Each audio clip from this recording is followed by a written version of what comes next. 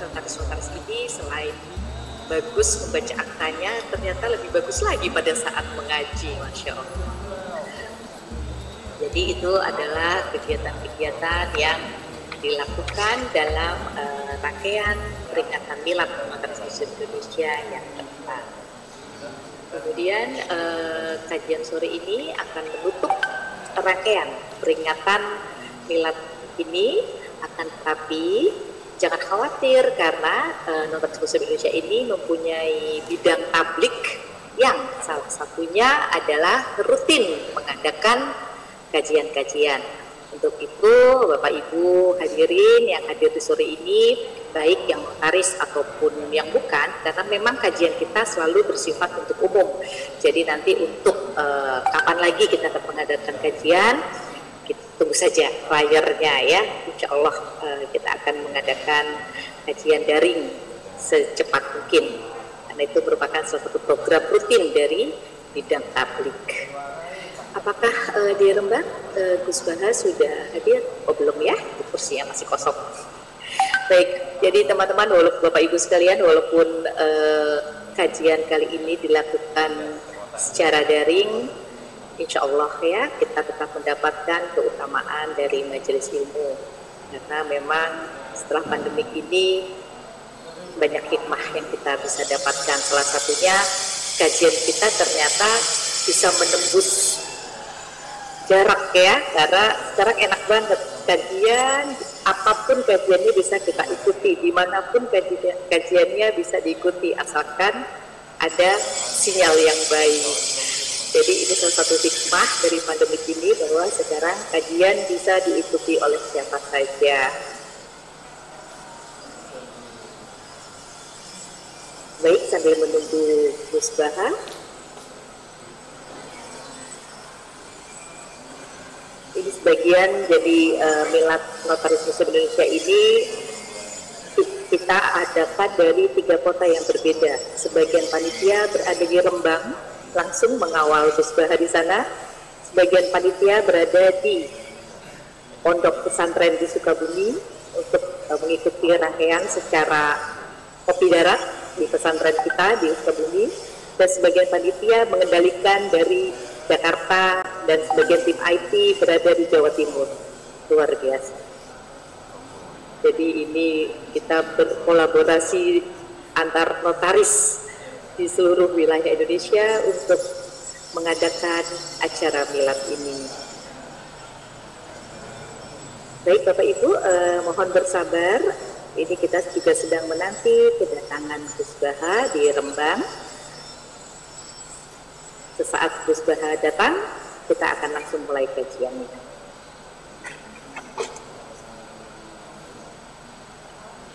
Buat teman-teman yang belum mengenal apa itu Notaris Muslim Indonesia, Notaris Muslim Indonesia adalah organisasi sosial dan keagamaan. Jadi kita hanya bergerak di bidang sosial dan keagamaan saja. Tentunya semangat kita adalah menebar manfaat yang banyak untuk masyarakat dan umat.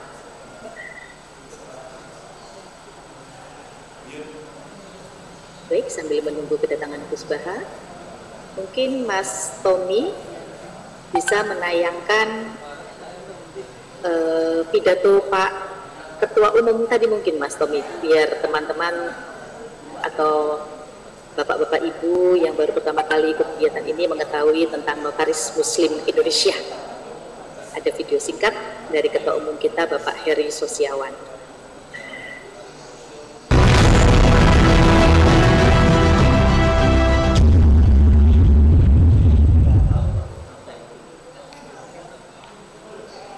Assalamualaikum warahmatullahi wabarakatuh. Notaris Muslim Indonesia adalah organisasi yang bergerak dalam bidang sosial keagamaan. NMI menjadi wadah bagi kami untuk memperdalam ilmu agama, meningkatkan iman dan takwa, menjalin silaturahim, serta menggerakkan amar ma'ruf nahi munkar. Semoga NMI bisa menjadi wadah bagi seluruh notaris Muslim Indonesia untuk bersama-sama menggapai jannah. bersedia untuk dikukuhkan menjadi pengurus Notaris Muslim Indonesia, DPP Notaris Muslim.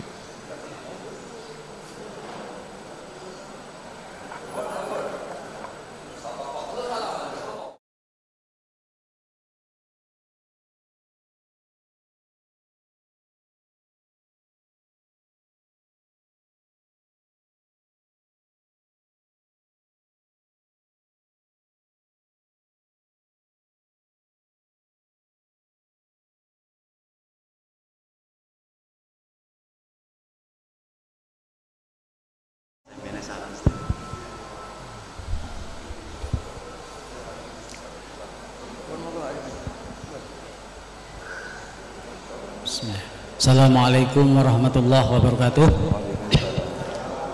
Alhamdulillahirabbil alamin, nahmaduhu wa nastaghfiruhu wa nasta'inuhu min shururi anfusina wa min sayyiati a'malina may yahdihillahu fala mudhillalah wa may yudlil fala hadiyalah. Amma ba'd, fa ya ayyuhal hadirun wal hadirat azakumullah. Alhamdulillah,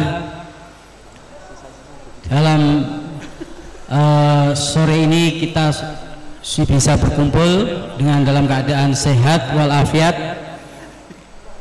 dan juga yang sangat bahagia guru kita sudah hadir di tengah-tengah kita untuk bersama-sama mendengarkan segala apa yang difatwakan beliau.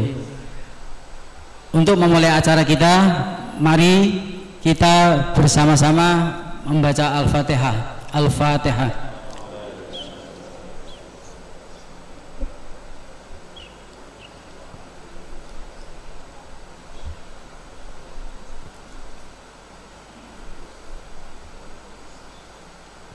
Kita mulai jam 4 lebih 10 menit. Nanti kira-kira setengah jam 30 menit guru kita memberikan ilmu. Dilanjutkan nanti pertanyaan cukup 3 sajalah ya, 3 kali, 2 saja. 1 offline yang di sini, 1 lagi yang online. Jadi nanti kita insya Allah kita akhiri jam 5 atau 5:15 lah, udah selesai gitu.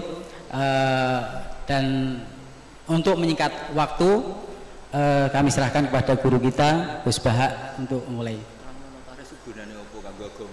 Oh, ngoten. Nah, niki guna niki notaris ya kan. Pertama untuk karena kita ke halayak umum.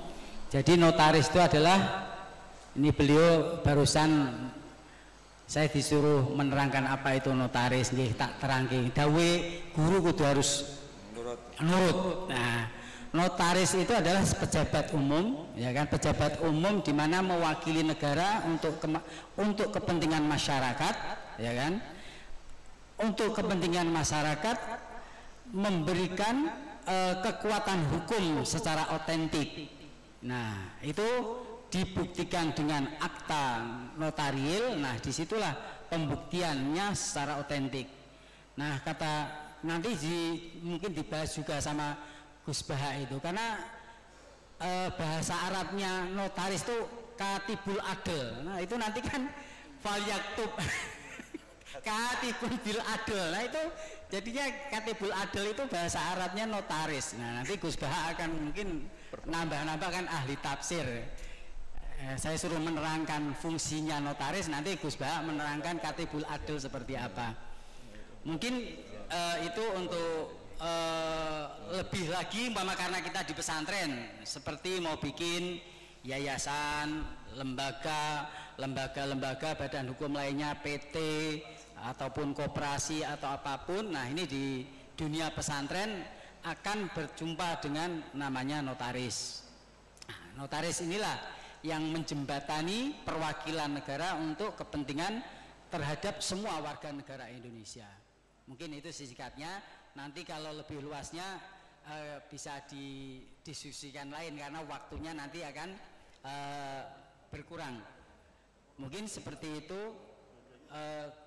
Gus Bahak bisa dimulai. Mun tentang mriki.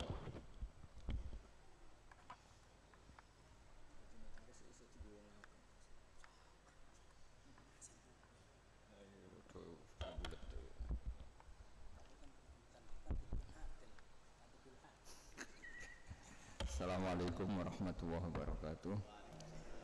Bismillahirrahmanirrahim. Rabbi shrah li sadri wa yassir li amri wahlul 'uqdatam min lisani. Allahumma shalli wa sallim wa barik ala habibika Mustafa Muhammadin wa ala alihi wa sahbihi ajmain. Nama ba'du. Yang kita hormati bersama Ketua Umum Pengurus Pusat Notaris Muslim Indonesia Bapak Heri Sosiawan SHMH, Bapak Sekretaris Umum Bapak Ahmad Bangsali SHMKN ya, Bapak Dewan Penasehat Notaris yang saya hormati, Bapak Zainal Arifin yang saya hormati, PLT Bupati Rembang saya hormati, semua yang hadir yang saya hormati. Kita akan ngaji fikih tentang notaris. Tadi yang diceritakan Pak Arifin itu sisi baiknya, tapi tadi saya bisik-bisik sama Pak Imam itu bisa nggak dipakai bodoni, ya bisa kan. Ya memang lembaga apa saja itu bisa dipakai nipu ya. Agama ya bisa dijual, kekerasan yang bisa dijual, kelemah lembutan yang bisa dijual. Jadi ibu-ibu ini yang cantik-cantik itu kalau ketemu orang tuh malah kesunatan tuh judes. Jadi dalam fikih itu kalau orang cantik itu haram lemah lembut, harus apa? Judes. Judes. Jadi dalam sebuah ayat diterangkan, ya nisa an-nabi lastunna ka ahadim minan nisa ini taqaitunna fala takhda'na bil qaul. Jadi di antara aturan perempuan itu kalau dia cantik, kalau ketemu lelaki itu tidak boleh bersikap lemah lembut. Karena kalau lemah lembut, pikiran lelaki yang nakal itu dianggap mau. Jadi makanya punya istri judek itu berkah. Karena agak diganggu tetangga. Yang repot tuh judes sama suami, ramah sama yang lain, itu masalah itu. Nah begini ya tentang notaris atau tentang penulisan ya. Di antara yang diyakini para ulama, awwalu ma khalaqallah, pertama yang diciptakan Allah itu al-qalam. Qalam itu pena. Karena semua fakta sejarah itu butuh pencatatan. Dan kalam ini yang mencatat semua peristiwa yang mulai alam ini diciptakan sampai hari kiamat. Semuanya sudah dicatat oleh Allah Subhanahu wa taala. Lalu pencatatan ini untuk apa? Kalau para malaikat ini nanti supaya kita tahu bahwa apa yang terjadi di dunia atau di sistem hukum modern sebetulnya lebih dulu di sistem Lauh Mahfuz. Malaikat itu yang nanti di langit itu hanya merujuk catatan, jadi tidak ketemu kita. Makanya nanti ukurannya itu catatan amal itu dikasihkan. Kalau kebetulan itu baik, delalah itu corong Jawa delalah, kita nerimanya pakai tangan kanan. Kalau buruk catatan itu kita nerima dengan tangan kiri, masih lumayan, ini buruk yang medium. Kalau buruk banget sudah nerimanya tangan kiri, kita menerimanya dengan memunggungi yang ngasih. Jadi sudah disimali masih waro apa? Itu kan pelecehan. Sudah nerima pakai tangan kiri, cara nerimanya dengan memunggungi. Nah, artinya kalau orang modern bilang catatan itu penting untuk sebuah bukti atau akte itu penting untuk legalitas hukum atau apa saja, sebetulnya Allah mengelola alam ini mulai dulu itu sudah pakai catatan. Jadi masyhur itu kita mungkin hafal, ini tak carikan ayat-ayat yang mungkin Mas Arifin biar gampang hafal, itu yang juz 30 saja. Hafal 30 juz atau juz 30? Ini pendereknya Mas saya, Mas Arwani, ini penderek Mbah Mun, tapi kayaknya tidak meyakinkan hafal Quran apa enggak kayaknya. Wa inna alaikum lahafidhin, terus apa kiroman katibin, terus ya'lamu nama taf'alun. Jadi semua itu berdasar catatan. Terus catatan itu dikasihkan. Ketika dikasihkan itu catatan itu berdasar apa? Lah saking baiknya Allah itu kalau baik ditulis 10, kalau buruk ditulis apa? 1. Tapi banyak ulama yang ngendikan begini, untuk diterima sebagai baik itu banyak syaratnya. Misalnya sedekah, materi yang diberikan harus thayyibah, harus baik, dari pekerjaan yang apa? Halal, dengan niat yang baik, yaitu ikhlas. Jadi baik itu memang ditulis 10, tapi catatannya agak banyak, aturannya agak banyak. Nah, buruk itu ditulis 1, tapi nggak ada catatan. Sama nggak bisa, misalnya habis malam terus saya tidak dosa, tadi saya tidak ikhlas itu. Tidak bisa. Habis korupsi, insya Allah korupsi saya nggak diterima Allah, dan saya nggak ikhlas itu. Tidak bisa. Sementara sholat itu ditulis 10, tapi untuk menjadi sah itu catatannya banyak. Ya misalnya saya ini kecelok kiai, terus kalau jadi imam terus sholat nggak khusyuk kan malu. Akhirnya ya khusyuk saya ini mu'allal, ada penyakitnya karena demi jaim, jaga apa? Image. Kayak saya misalnya bupati kok nggak ngomong kesejahteraan rakyat itu kan ya malu, akhirnya ngomong. Apa betul hatinya gitu apa enggak? Nggak tahu. Jadi ribet. Untuk kebaikan itu ribet. Saya kiai ngomong agama, ini demi penjelasan agama, apa profesi, apa cari keuntungan, juga nggak pernah tahu. Sehingga agama ini tidak hanya ngeritik orang fasik, tapi yang ngeritik ulama. Sehingga Imam Ghazali itu ngarang Ihya, itu diantara juz-juz awal itu ngeritik ulama, itu aneh. Kenapa itu aneh? Karena uang Imam Ghazali itu ulama, kok karangannya justru ngeritik apa? Ulama. Karena agama ini datang untuk membenahi semua. Saya ulang lagi, agama ini datang untuk membenahi semua, termasuk membenahi sistem keulamaan. Di antaranya aturannya adalah ilmu itu harus tercatat. Jadi notaris itu nggak boleh bangga, sebetulnya itu mengikuti tradisi tertua dalam sejarah alam raya ini. Awwalu ma khalaqallahu itu al-qalam. Ya tentu di atas itu semua ada Nur Muhammad SAW, tapi ini kita bicara al-qalam. Nah kenapa semuanya harus tercatat? Saya sedikit cerita. Banyak ulama yang berpendapat, pertama yang bikin kolam yang bisa memanfaatkan atau menggunakan alat tulis itu Nabi Idris. Itu beliau nulis terus. Sehingga beliau itu warfa'nahu makanan aliyah, termasuk nabi yang punya derajat yang tinggi karena jasanya itu suka nulis. Nah akhirnya ini saya cerita ilmu keahlian yang saya tekuni, keahlian disiplin yang saya tekuni. Ketika Rasulullah SAW masih sugeng, itu semua yang dilakukan itu dicatat. Andai kan nggak dicatat, maka kita tidak tahu mana yang dulu, mana yang belakang, dan nanti punya efek hukum yang dulu bisa dinasah, dibatalkan oleh catatan yang lebih baru. Seperti undang-undang juga gitu, ada revisi semuanya, ada amandemen semuanya ada itu. Itu semuanya dicatat.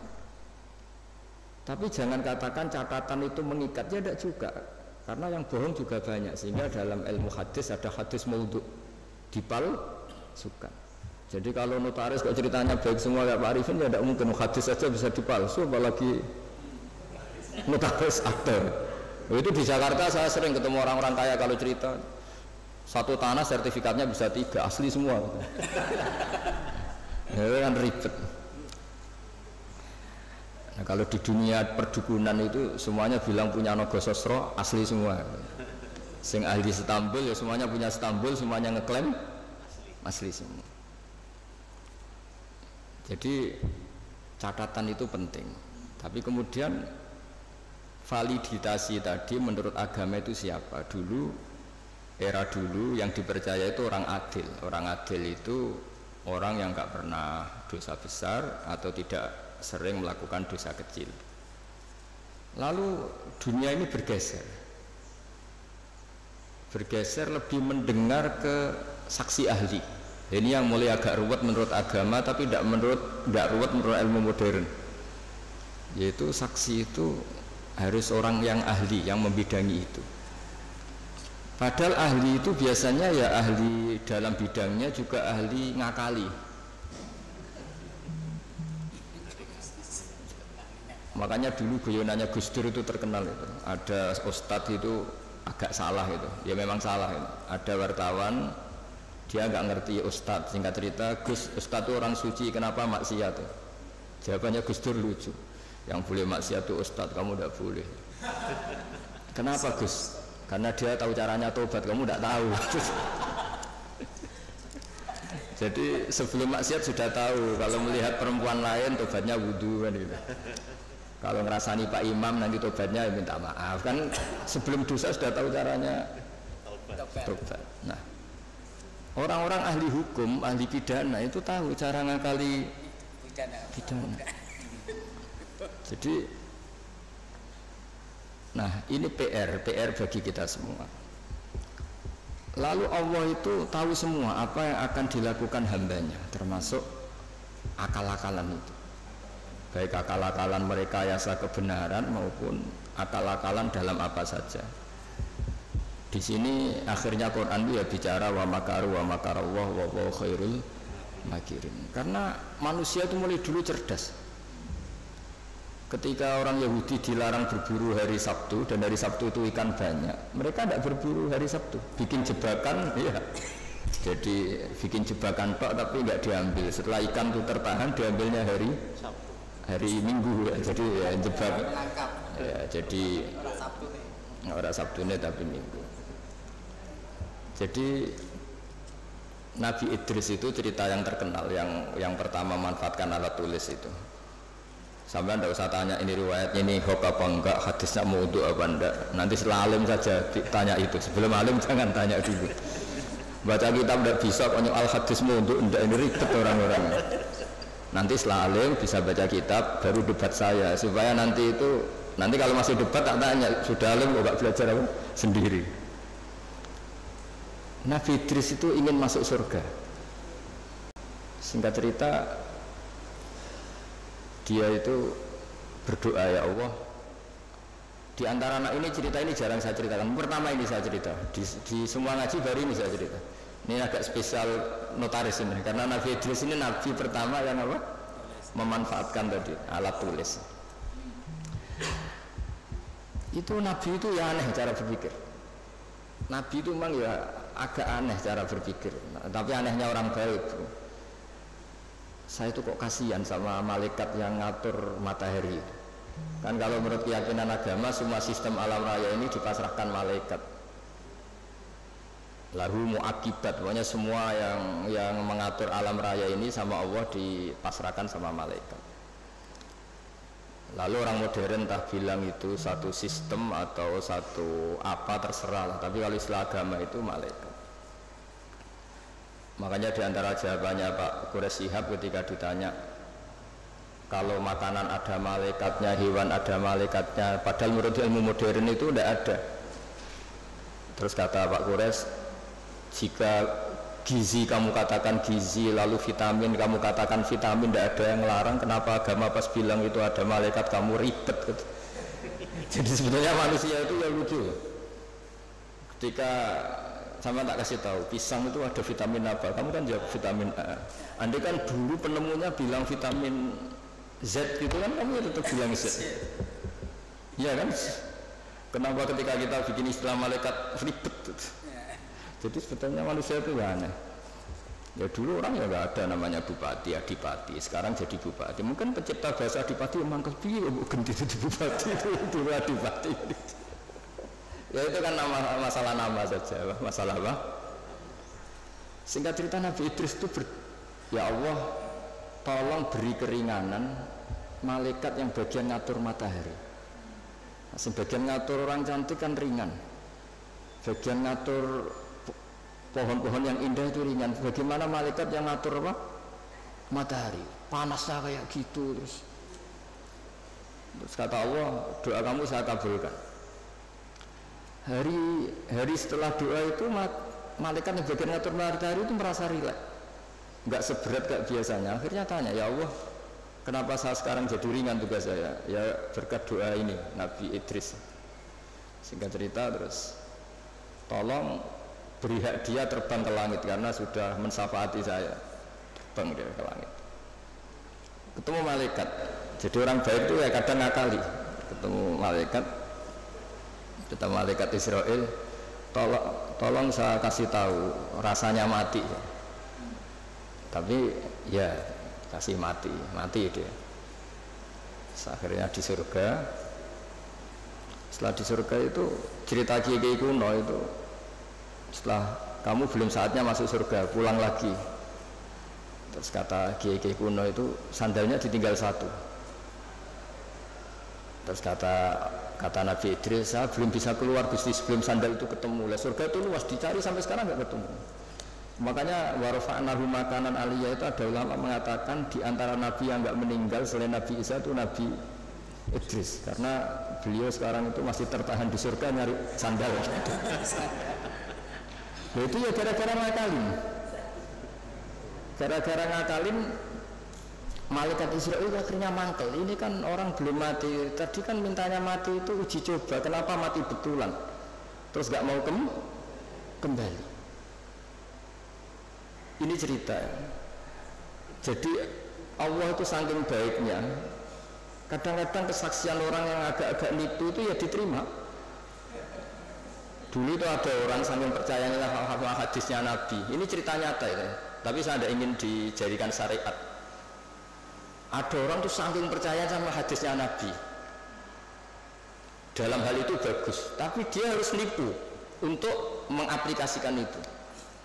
Yaitu ada hadis siapa yang mati disaksikan orang sekian, dia orang baik, maka dia akan masuk surga. Dia itu nggak orang baik sama sekali, akhirnya nyewa orang. Pokoknya nanti kalau saya mati, kamu harus bilang saya ini orang baik. Nyewa. Tiap kali. Bayar saya. Iya, supaya punya akte bayar. Tapi nggak tahu kalau contohnya itu nggak tahu. Semoga itu nggak terjadi. Atau kalau terjadi ya semoga tobat. Akhirnya itu bayar betul. Dari rumah sampai kuburan ya orang-orang ini iya lah gitu. Ini orang baik, ini orang baik. Ya khair terus. Itu diampuni sama Allah. Allah bukan nilai bayar nyuapnya, tapi nilai wong itu cek percaya nih beda Kanjeng Nabi. Salah hadisnya. Jadi orang itu mempunyai sisi aneh. Jadi sudah tahu kalau yang legal formal notaris, ya sudah berusaha dapat notaris. Di satu sisi mengaku ini legal formalnya hukum harus punya akte. Supaya jadi dari segi ngaku itu legal formal yang diakui negara bagus, tapi dari segi cara mendapatkannya ini yang masalah kan. Jadi ya saya ini cerita aja. Saya ini tidak termasuk dia yang bisa disuap. Artinya kalau mau ngomong ya ngomong aja. Terus diundang notaris, terus muji-muji terus ya enggak, itu mari tidak adil gitu ya biasa. Jadi sama Allah dimaafkan. Bukan nilai apa tadi uangnya, tapi nilai dia percaya sama bahwa yang disaksikan orang sekian tuh masuk surga. Jadi kita tidak pernah tahu cara pandang Allah, dan ini harapan ya bagi kita semua yang sering salah. Mungkin tidak sekedar pernah salah, saya ini sudah jujur sering salah, sehingga di teks hadis mangkullu bani Adam khotoun wa khairul khotoin at-tawwabun. Setiap dari Bani Adam itu sering salah. Khoto itu bukan khotik. Kalau bahasa Arab itu ghafir itu mengampuni. Kalau ghafar sering ngampuni. Wahib itu pemberi. Kalau wahab sering memberi. Makanya kalau bahasa Arab itu kalau diikutkan wazan fa'al itu mubalaghah. Masih ingat ya? Masih maju masih. Ini masih. Ya, masih maju dia. Jadi itu kadang-kadang hubungan manusia dengan Allah itu kita tidak pernah tahu. Dan Allah itu unik, kadang itu kalau dicatut itu kadang ya suka, kadang ya tidak suka, kita tidak pernah tahu karena Allah itu yaf'alu ma yasha. Pernah ada seorang yang nakal lah, preman lah, nginjek orang yang sedang sujud. Kita kan sepakat yang nginjek itu salah, kita pasti sepakat yang nginjek itu salah. Kemudian yang sujud ini entah saking nyuwun sewu budunya karena dia ada orang alim atau saking emosinya bilang gini, wallahi la yaghfiru wallahu lak, demi Allah, Allah tidak akan ngampuni kamu. Ini pelajaran bagi kita semua. Terus Allah mewahyukan, ini ada di Sahih Muslim, Allah mewahyukan sama Nabi di era itu, kulli fulan, katakan pada fulan itu yang sujud, yang soleh ini, man dzalladzi yata'alla alayya alla aghfira li fulan, beritahu orang yang sujud ini, yang soleh ini, kenapa dia mencatat nama saya hanya satu sepihak. Saya ini Tuhan loh, bisa aghfir, bisa u'adzib, saya ini bisa memaafkan, bisa menyiksa. Kenapa sifat saya yang diceritakan hanya saya pasti menyiksa? Ini tidak fair kata Allah. Kan ini hanya diceritakan demi Allah, Allah tidak akan memaafkan kamu. Loh, saya ini Tuhan, saya saja memaafkan, saya ini punya sifat ghafur, kenapa yang diceritakan pasti tidak fair, tidak memaafkan? Jadi kita tidak, padahal kita secara fikih suka memihak yang sujud kan tentu. Itu ibarat satu keluarga nakal, terus kakaknya bilang, nak sepeda motor buat dulu mesti bapak mesti ngamuk, jebule bapak era ngamuk, lah sepeda sopo narawai bapak malah kalau tonggo ribet kan. Kita tidak pernah tahu tingkat pemaafnya orang tua. Nah kita hubungan dengan Tuhan kalau kita soleh seringnya gitu, dengan kita Allah memaafkan, dengan orang lain tidak. Tidak bisa seperti itu. Allah tetap punya sifat dua, diulang-ulang itu. Yaghfiru liman yasha wa yu'adzibu. Tapi inginnya kita sama orang lain, apalagi itu musuh kita, Allah yu'adzibu man yasha. Tapi dengan kita yaghfir. Jadi Allah itu kita atur kan. Itu tidak boleh. Allah tetap yaf'alu ma yasha. Jadi bisa saja saya nanti masuknya surga itu dulu Pak Imam saja, meskipun hanya PLT Bupati, bisa saja. Karena Allah yaf'alu ma yasha, boleh saja. Tapi ya boleh juga kalau dia dahulu saya diusir lagi ya boleh saja kan. Tapi yang jelas itu Allah nggak suka dicatut sepihak, itu nggak suka. Nah sehingga maksud saya ngaji di sini, ketika kita sudah punya legal formal akte misalnya, jangan lalu melupakan bisa saja fakta sebenarnya tidak seperti itu. Karena tidak gampang, legal formal mewakili fakta itu tidak gampang. Saya cerita sedikit ini sekaligus peringatan bagi semua yang nangani hukum lah atau legal formal. Saya juga pernah didolani Dirjen Kemenhum. Saya sering cerita dulu ada orang bercekcok di depan Nabi, 2 orang. Itu Nabi cara ngendikan tuh hati-hati sekali. Fala Allah ba'dakum alhana min ba'din. Mungkin di antara kamu ada yang lebih fasih berargumentasi. Faat dia, kemudian saya putuskan sesuai argumentasi yang saya dengar karena lebih meyakinkan. Akhirnya saya menangkan. Tapi ketika saya menangkan dan dia ternyata salah, sebetulnya saya hanya ngasih dia neraka. Maka bertobatlah orang yang berpinter argumentasi. Jadi kan data itu ya bisa dipalsukan, argumentasi bisa dikondisikan, apa saja bisa. Jadi Nabi yang Nabi saja ketika bikin keputusan tentang sengketa-sengketa sosial, Nabi kalau ngendikan fala Allah ba'dakum alhan itu lebih fasih berargumentasi, sehingga saya putuskan sesuai data yang diberikan ke saya. Tapi ketika data itu palsu atau enggak benar, sebetulnya saya hanya ngasih dia neraka. Dan data ini banyak ribet. Ini saya cerita sesuai bidang saya. Nanti yang di notaris atau di kehakiman atau apa saja bisa mengkiaskan, atau orang tua atau apa. Data itu membingungkan. Makanya dulu di antara cerita yang disebut Quran antara Nabi Dawud sama Nabi Sulaiman. Nabi Dawud itu orang soleh. Mulai dhisik nek wong soleh kon mikir teman-teman itu rapati iso. Merkarane iku pikirane donya wis pilih buan ngono. Dadi wong soleh nek dadi pemimpin rada ribet. Nanti kira-kira bupati mbek kula ya saleh kula nak mimpin niku ribet. Wong saleh iku mergo cara wong saleh iku donya iku sepele, buan PPN barang napa donya wae. Tapi nak wong rapati saleh kan iman. Dadi penting ra saleh iku kadang ya penting. Singkat cerita itu ana isu ya. Ana isu itu wong ayu tapi stres. Diperkosa wong 4. Walhasil akhirnya hamil. hamil, terus dilaporkan ke Nabi Dawud. Nabi Dawud bareng dilapuri, sing 4 ini termasuk tokoh. Rasa diterusno tokoh agama, nanti keliru, nanti geger. Pokoknya tokoh lah. Ya aja muni tokoh birokrasi kok banyak yang tersinggung. Pokoknya tokoh. Malah itu orang terpandang. Singkat cerita Nabi Dawud dilapuri, paling dihamili anjing. Yang 4 orang itu bilang gitu. Nabi Dawud, namanya orang soleh, yes. Daripada mengkasuskan orang yang enggak kasus, ya diam aja. Setelah keputusan itu kelar, Nabi Sulaiman itu masih umur 13 tahun ke situ. Kalau saya hakimnya, maka akan saya putuskan tidak seperti yang diputuskan bapak saya. Padahal Sulaiman itu bin Dawud. Terus kata Nabi Dawud, ya sudah kamu gelar pengadilan lagi, kamu hakimnya. Jadi dulu itu biasa anak sama bapak beda itu biasa, kalau urusan ilmu biasa. Kalau sekarang ada anak beda geger, sebenarnya itu biasa tuh. Kalau masalah ilmu, saya ulang lagi masalah ilmu, bukan masalah harta, bukan masalah kekuasaan. Akhirnya Nabi Sulaiman, dan ini menjadi ilmu yang sekarang ditiru para intel, para kasat reskrim, para itu. Nabi Sulaiman akhirnya tanya sama 4 tokoh ini. 4 orang gitu aja lah, nggak usah tokoh ribet. Tapi sebenarnya tagnya itu tokoh. Dipanggil satu-satu. Yang merkosa itu anjingnya warnanya apa? Hitam katanya. Dah kamu ke sana. Yang kedua ditanya, warnanya apa? Merah. Padahal 4 orang itu ketika di depan Nabi Dawud, 4-4-nya bersaksi bahwa itu diperkosa anjing. Semuanya menyaksikan. Nabi Dawud memutuskan ya sudah anjing gitu. Nabi Dawud nggak mau ribet.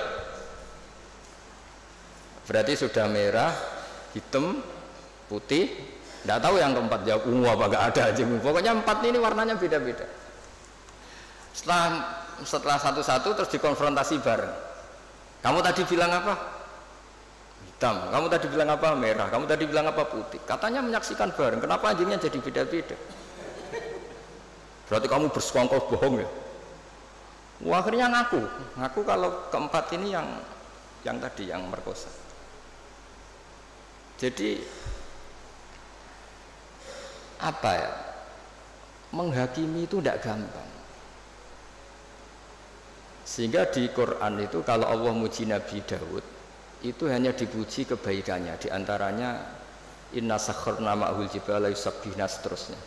Tapi ketika masalah hukum kata Allah fafahamnaha Sulaiman wa kullan atayna hukmau wa ilma. Jadi kalau masalah kecerdasan memberi hukum itu kata Allah fafahamnaha Sulaiman, cerdas anaknya. Begitu juga ketika ada mbak sama adik punya anak, sama-sama punya anak. Anak itu kalau kecil kan wajahnya mirip-mirip. Apalagi saudara ya, anaknya mbak sama adik.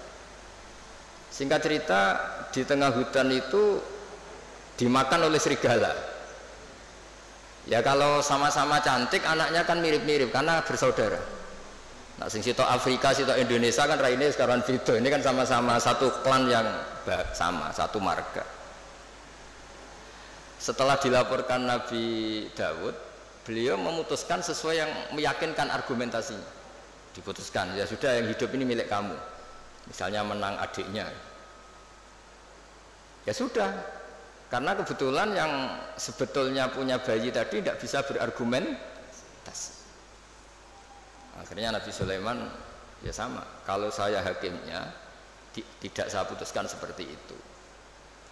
Ya Nabi Dawud ya fair, silahkan gelar apa pengadilan lagi, digelar.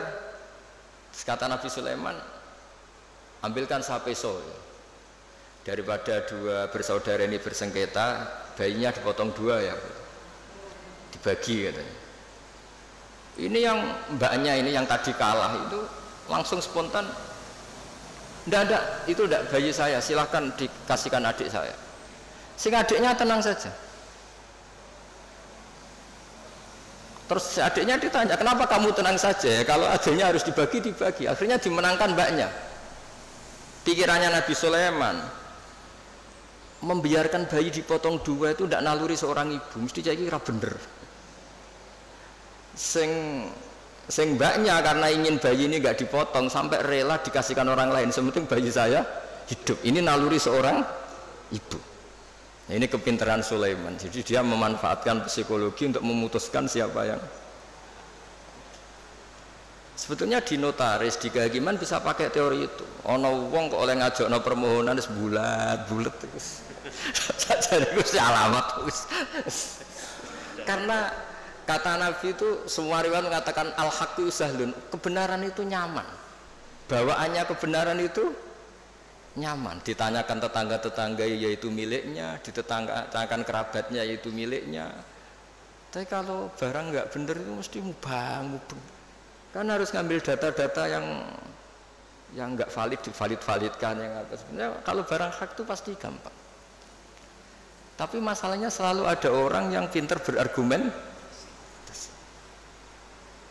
Nah, makanya terus ada aturan tadi al-bayyinatu alal mudda'i. Jadi mudda'i itu orang yang mengklaim itu harus lebih punya apa? Bukti. Tapi lagi-lagi ini masalah-masalah yang kita di zaman akhir itu kemudian ada profesi yang kadang-kadang nyuwun sewu keahlian itu lebih dipercaya ketimbang kesolehan. Saya itu kalau boleh komplain itu ya komplain, tapi SKBU takdir.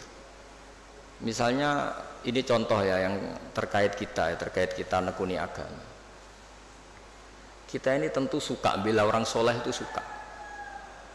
Kalau saya nuruti ghirah diniyah itu bela orang soleh itu suka.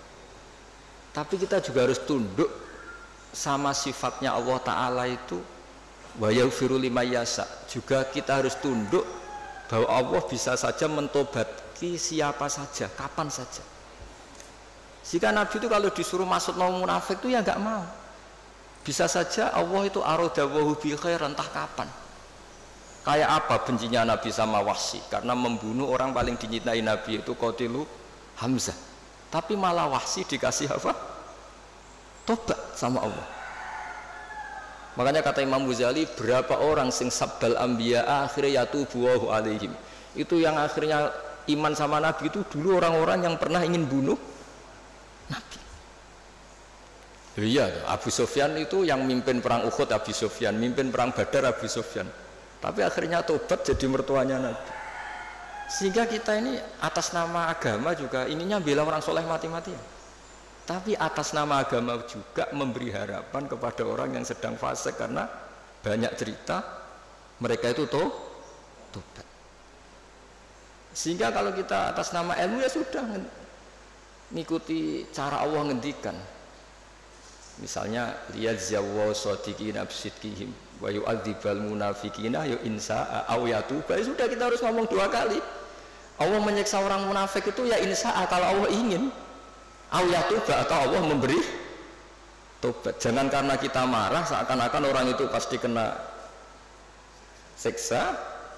Tidak mesti juga, bisa saja Allah ngasih ampunan. Makanya ada 2 hadis terkenal dalam hal ini. Yang satu Nabi pernah ngendikan al-qatil wal maqtul finnar. Yang bunuh maupun yang dibunuh sama-sama di neraka. Sahabat komplain, hadza al-qatil fama balul maqtul. Oke, kalau pembunuh di neraka masuk akal ya Rasulullah. Kalau yang dibunuh kenapa harus di neraka? Jawab Nabi itu unik. Yang dibunuh itu sebetulnya masalah nasib saja, mentalnya tetap pembunuh. Sehingga dia harus tetap ketika orang duel sama-sama pakai pedang, semua mentalnya apa? Pembunuh. Mentalnya sama-sama cuma inisial mati, tapi mentalnya tetap pembunuh.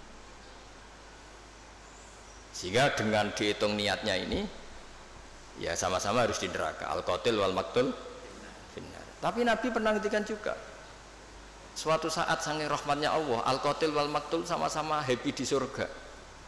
Sama-sama senang di surga. Hadza yaqtulu hadza fayatubu hadza, ya akhirnya ketemu di surga. Ya tadi Sayyid Hamzah karena dibunuh Wahsy, beliau syahid langsung surga. Wahsy karena tobat dan mengkafaroi membunuh Musailamah al-Kadzdzab juga di surga. Semuanya mungkin karena Allah yaf'alu ma yasha.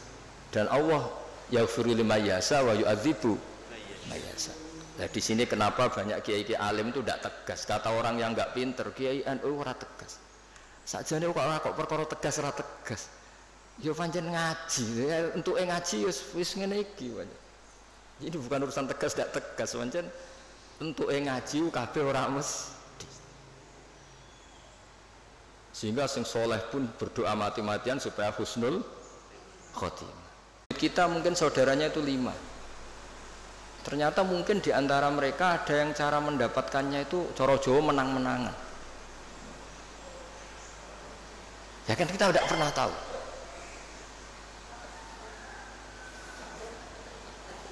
Ya kita tidak pernah tahu. Makanya di sini dibutuhkan selalu apa? Istighfar. Ya saya ulang lagi ya. Jadi kita ini tidak pernah tahu. Jangan-jangan yang kita miliki itu ada kecampuran-kecampuran hak orang lain. Karena kita tidak pernah tahu. Meskipun sekarang legal formalnya kita punya sertifikat, punya seperti ini contoh. Mungkin ini banyak yang tersinggung, tapi ini hukum tetap saya beritahu.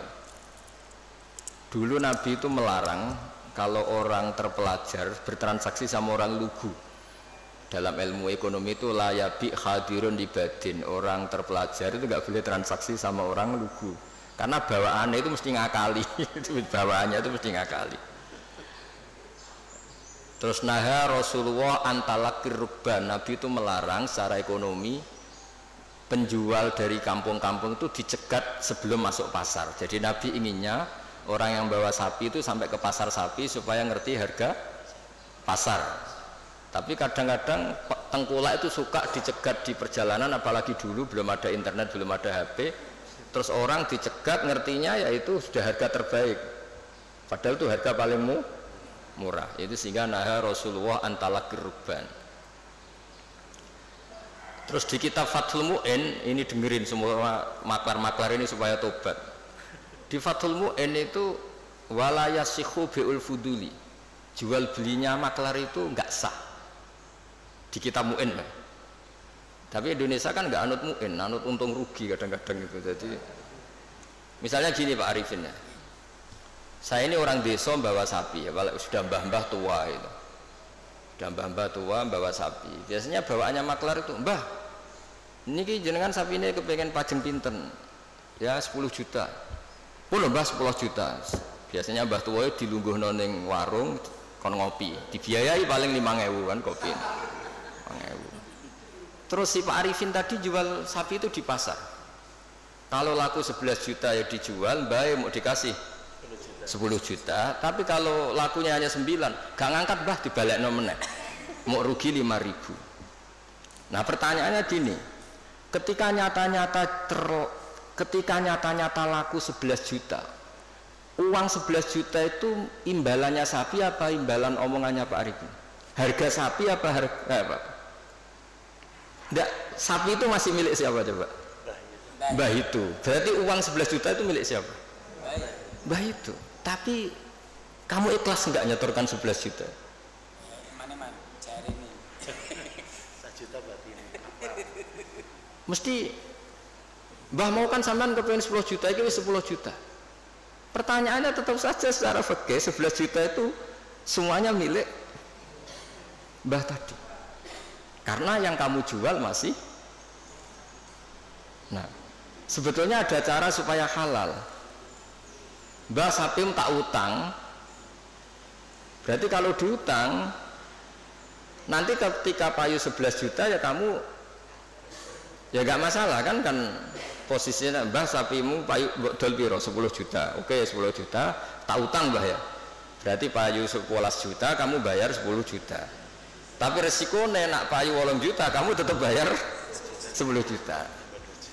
Tapi kalau selama akadnya maklar itu yang kamu jual tetap milik mbah itu, dan berapapun harganya uang itu ya milik mbah itu, karena as-saman fi muqabalatil mabi, harga ini tetap harga barang yang dijual, sementara itu masih milik mbah tadi. Jadi nah saya tidak tahu apa mazhab lain membolehkan itu enggak, tapi tetap normalnya itu ribet. Jadi makanya Nabi itu dulu tuh nggak suka kalau ada orang lugu-lugu dagangan ke pinter, nggak suka. Sampai Nabi ngintikan la yabi hadirun di badin. Hadirun itu orang kota, badin itu orang bedui, saking inginnya itu. Nah Artinya mungkin di notaris, di kejahakiman, di kejaksaan itu aja sampai lawang terpelajar berperkara ambek wong lugu bawaane iki bodoni iki dibodoni kan. Apa juga kita harus pakai hukum seperti itu? Potongannya kok lugu mbek wong pinter. Sik mbah ora babak kok sik golek sing babak. Jadi ini kebenaran saya itu memang ingin mengungkapkan ya. Jadi cobalah perbaiki perilaku kita. Jangan sampai ada pembodohan dalam perdagangan maupun dalam pendidikan.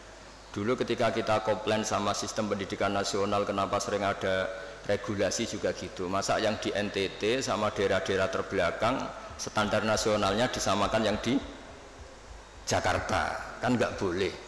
Sama sebenarnya di perdagangan juga gitu. Masa orang pinter boleh kulak barang di daerah-daerah yang terpencil, mesti bawaannya juga ngakalin gitu.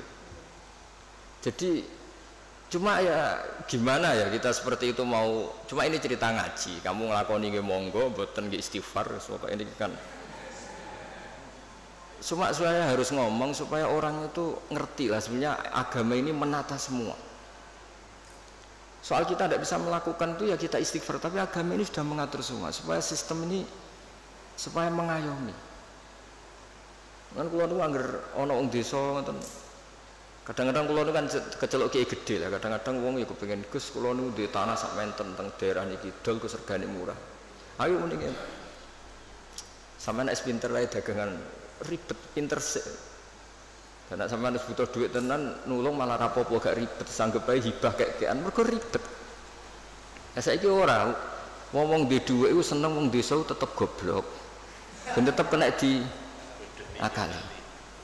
Makanya kadang-kadang nyuwun sewu dinas pariwisata barang nggak harus istighfar. Mesti istighfar tuh gini, kadang-kadang nyuwun sewu juga yang wisata nak ditakoki kenapa kamu suka main di daerah ini? Saya seneng, masyarakatnya masih tradisional. Oh saja adol serabi isu-isu.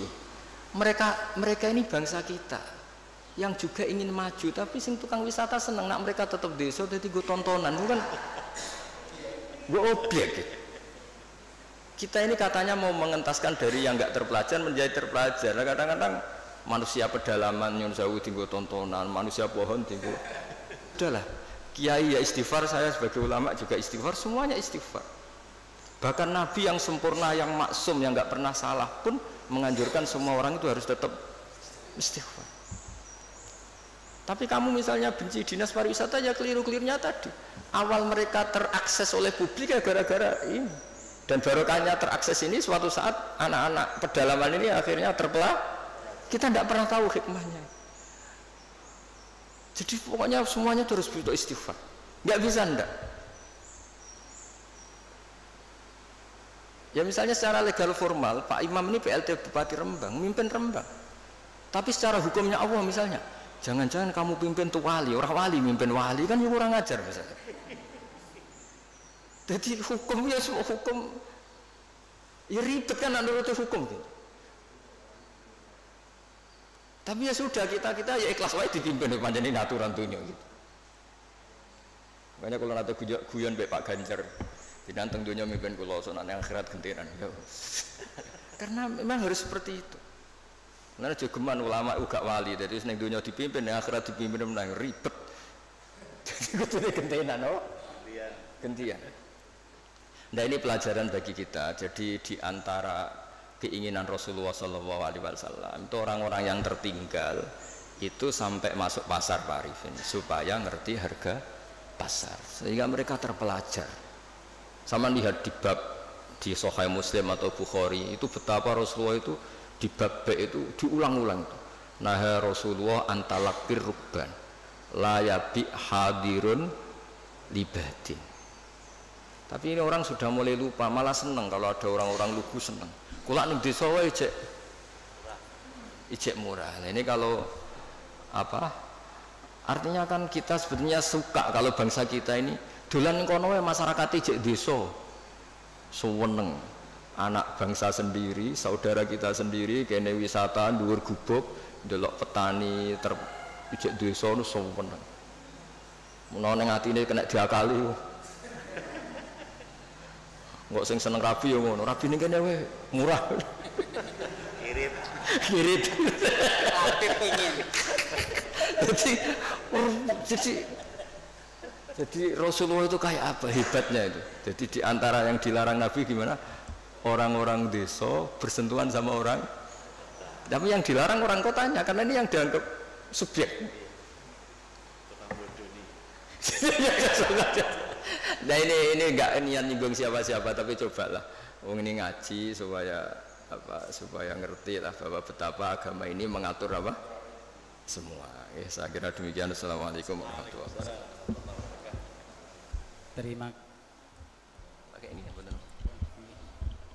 Terima kasih atas ilmunya Gus Baha, guru kita. Ya tadi sedikit kias-kias kita bisa mengambilkan manfaat lah ya kan, kita sebagai pencatat beberapa transaksi. Nah tadi Gus Baha bukan menyindir tapi mengkias-kiaskan supaya kita amanah ketika membuat suatu produk legal formal tadi seperti akta, hati-hati jangan dicontohkan seperti tadi sebagai maklar lah, sebagai apa. Nah itu maksud Gus Baha bukan menyindir tapi kita supaya hati-hati. Untuk selanjutnya pertanyaan dari rekan-rekan, mungkin dari sini satu, nanti dari online saya baca satu. Silahkan.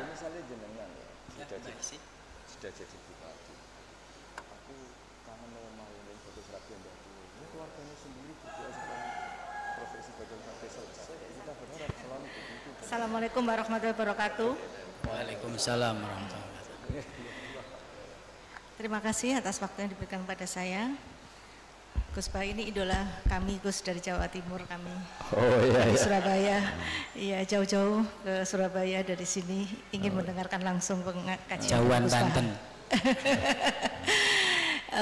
Begini Gus, sesuai dengan tema kali ini kan dengan iman dan amal soleh kita menuju Indonesia maju ya. Tapi alhamdulillah tadi melebar ke notaris ya sebagai profesi kita. Yang kita tahu bahwa iman saya, iman semuanya ini seseorang pasti abdon ya Gus ya. Nah bagaimana kiat untuk menjaga iman ini agar bisa stabil, Gus Baha. Demikian dari saya. Terima kasih. Assalamualaikum warahmatullahi wabarakatuh.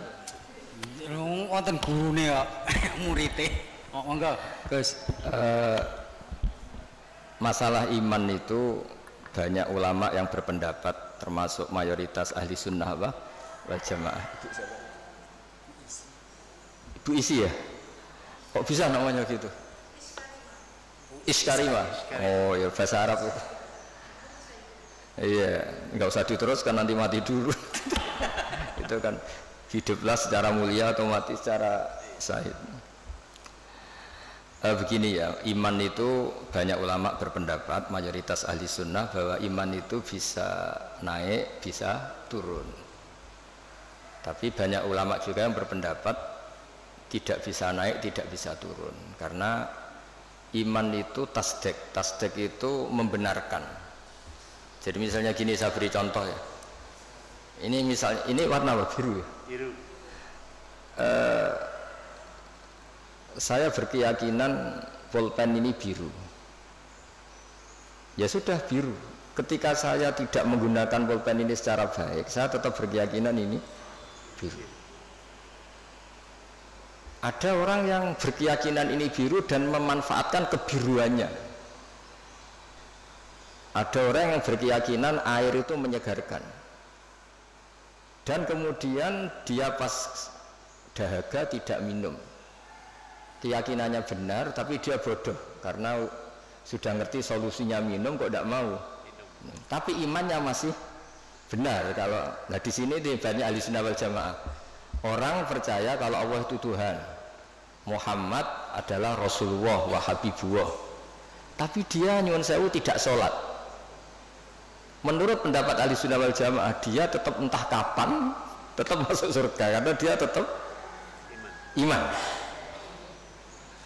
Orang yang mengatakan air itu menyegarkan itu masih waras, meskipun dia tidak memanfaatkan air itu. Orang yang mengatakan Allah itu Tuhan dan Muhammad kekasihnya masih waras meskipun tidak sholat. Nah di sini makanya pendapat ahli sunnah itu gimana? Orang yang meyakini Allah itu Tuhan, Rasulullah kekasihnya dan Rasulnya tetap mukmin, tidak menjadi kafir. Meskipun harus disiksa neraka lama sekali karena tidak sholat, tidak zakat. Nah ini penting saya utarakan, di antara pembeda ahli sunnah dan tidak adalah ahli sunnah tidak pernah mengkafirkan orang yang maksiat, tapi tetap dosa. Nah sekarang begini contoh paling gampang, koruptor itu setelah korupsi masih warga Indonesia apa enggak? Masih kan? Penjahat juga warga Indonesia enggak? Jadi orang tidak tercerabut dari warga Indonesia hanya karena korupsi. Nah jika iman dengan makna tasdik, maka iman itu seperti tadi. Tapi iman itu masalahnya adalah diantaranya itu kalau sudah percaya itu yang ngambil konsekuensinya. Nah di sini mengalami yazidu wayangkus. Misalnya cara wong Jawa, nek wis keceluk bapak ya tanggung jawab, nek wis keceluk suami ya nafakoi. Tapi pertanyaannya, suami yang sempurna gimana? Ya yang nafakoi, yang mencintai. Tapi jangan dibalik, kalau gak nafkah terus gak suami, sama lah duit suami mesti nganggur ya akeh. Jadi ini kan masalah-masalah yang menjadi perdebatan ulama. Nah kalau sama tanya gimana cara menambah iman, ya tadi dengan amal soleh, dengan. Tapi saran saya di atas amal soleh itu ada yang namanya akidah, cara berpikir. Misalnya begini, saya ini sebagai kiai itu ya kadang-kadang takut mati. Tapi kecil sekali saya takut mati, karena setelah saya berpikir, dulu saya itu nggak ada, saya ini kelahiran tahun 70, sebelum tahun 70 itu saya tidak ada, tahu-tahu ada. Dan ketika ada saya tidak tahu cara ngatur jantung saya, paru-paru saya, sistem oksigen yang saya butuhkan. Artinya ketika kita hidup pun itu sebenarnya kita tidak pernah ngatur kehidupan kita. Kenapa kita takut mati? Takut, wah aku nak mati itu saya wopo ning kuburan, wis ditimbun, diapa, terus bisa apa? Sebetulnya zaman kita hidup pun kita bisa apa coba? Apa terus mentang-mentang bupati dia ngatur jantungnya sendiri kan ya enggak? Apa mentang-mentang presiden terus bisa ngatur oksigennya kan enggak? Sebenarnya zaman kita hidup itu ya enggak bisa ngatur diri kita. Makanya inna sholati wa nusuki wa mahyaya wa mamati lillahi rabbil alamin. Jadi ulama itu melatih itu. Makanya manusia itu pernah jadi janin, ini untuk pelajaran. Kata orang-orang tasawuf, janin itu ya pernah protes sama Allah. Ya Allah, kenapa saya punya kaki? Memang yang untuk apa? Karena dia di kandungan ibu, masih di rahim. Untuk apa punya kaki? Saya tidak perlu jalan-jalan. Untuk apa punya tangan? Tapi setelah lahir baru tahu gunanya kaki sama tangan. Nanti mati juga gitu. Artinya zaman kita hidup sendiri itu tidak bisa ngelola kehidupan kita sendiri. Kita tidak bisa ngatur jantung kita, paru-paru kita, tidak bisa. Tapi gara-gara keangkuhan kita, seakan-akan ketika kita hidup itu bisa menentukan semuanya, padahal tidak sama saja. Nah dengan begini terus kita iman tuh gampang. Ya sudahlah, paling mati seperti itulah. Saya zaman hidup ya tidak ngerti cara ngatur hidup. Toh nyatanya hidup paling pas mati juga Allah cara ngelola kehidupan kita setelah mati. Ya sudah. Saya tuh bayangkan gini Pak Arifin, saya pernah ada sekumpulan dosen ngaji saya di Jogja. Tak jawab itu sampai banyak yang nangis. Saya bilang gini, andaikan Anda jadi Tuhan, susah mana mengembalikan orang seluruh dunia hidup lagi sama bikin Nabi Adam. Karena ini banyak yang ilmuwan biologi, susah bikin Nabi Adam. Karena ketika Allah bikin Nabi Adam itu kan bikin master. Di Nabi Adam itu tersimpan miliaran atau ratusan miliar orang yang akan hidup ila yaumil. Allah harus bikin satu sistem gen yang berpopulasi, yang melahirkan populasi utuh lagi. Itu kayak apa desainnya susahnya? Di Nabi Adam itu awal mula coba harus bikin sperma yang nanti itu jadi indukan semua sperma seluruh dunia. Jadi cara ilmuwan nak wis ana dibalekno gampang, wis ana datane. Ana adene cara notaris. Artinya apa? Sebetulnya alam seluruh manusia ini pernah ada di satu fisik orang, yaitu Nabi Adam. Lho cara sampean dadi ilmuwan, susah gak gawe Nabi Adam. Bikin manusia master yang nanti melahirkan miliaran orang dan semuanya mandiri. Setiap kelahiran itu kan punya jantung sendiri, punya paru-paru sendiri, punya. Terus masternya itu bikinnya gimana soalnya? Dan setiap jantung itu punya sistem sendiri, punya urat sendiri. Dan itu dulu dipadatkan di siapa? Nabi Adam.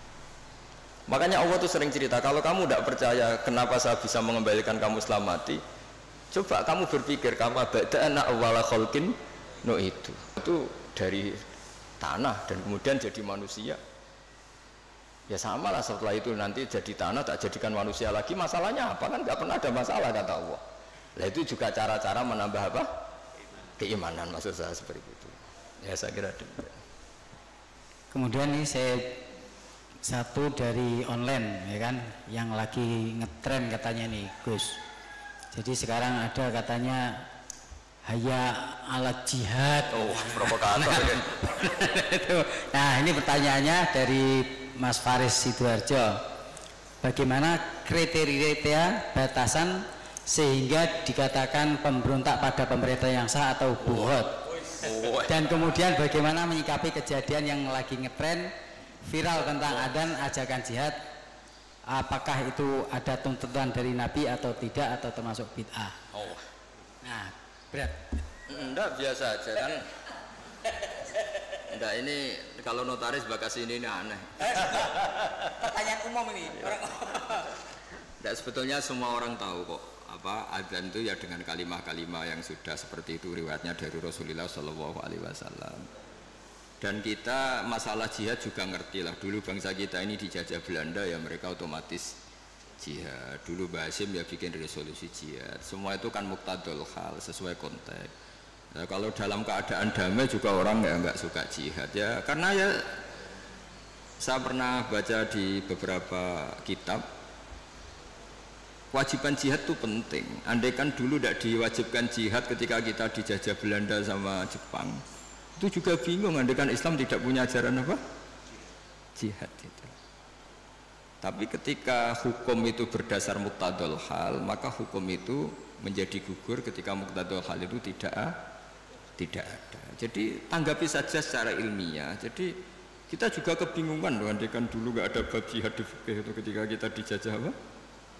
Belanda. Coba ketika kita dijajah Belanda, dijajah Jepang, terus ajarannya mau kasih sayang tok. Monggo. Pek, monggo pendet mawon. Dan kan dulu gak ada ajaran jihad kan ketika Belanda jajah di Tegal di mana? Nggih monggo pendet mawon. Kan ajarannya wong tua dhisik kan ngalah. Ikhlas. Tapi barokahnya ada apa? Ajaran apa? Jihad. Kita bisa melawan Belanda dan merasa jihad fisabilillah. Tapi di mana-mana jihad itu ya ada konteksnya. Nah, dulu kenapa Rasulullah tegas ya? Karena memang harus tegas. Rasulullah jelas benarnya, musuhnya jelas salahnya. Di zaman akhir itu tidak segampang itu. Jadi ini nggak usah jadi jawaban yang perlu dibentur-benturkan, biasa saja, normal saja. Saya dengan Mas Imam ini ya karena dia tamu tak hormati gitu. Nah, kalau mulai ganggu waktu saya tidak saya hormati lagi kan tidak ada. Jadi ya sudah normal saja. Makanya ini dilatih lah, ngadepi fenomena apa saja itu dihadapi secara normal saja, karena agama ini menyediakan apa? Semuanya. Termasuk menurut saya kita harus berjuang supaya tradisi kita superior, karena kita pejabat, kita tokoh, terus nganggap desa-desa terbelakang objek itu jangan. Kayak ya tadi, kayak kita anggap desa-desa terbelakang ini jadikan wisata karena udaranya masih segar gini-gini. Oke, kalau itu awal dari kita kenal orang-orang desa nggak apa-apa. Tapi kalau awal menjadikan itu objek, wah enak beli tanah di sini murah itu. Wah enak nikah di sini murah gitu. Paling dipakani sak ngene wis gelem itu kan terus.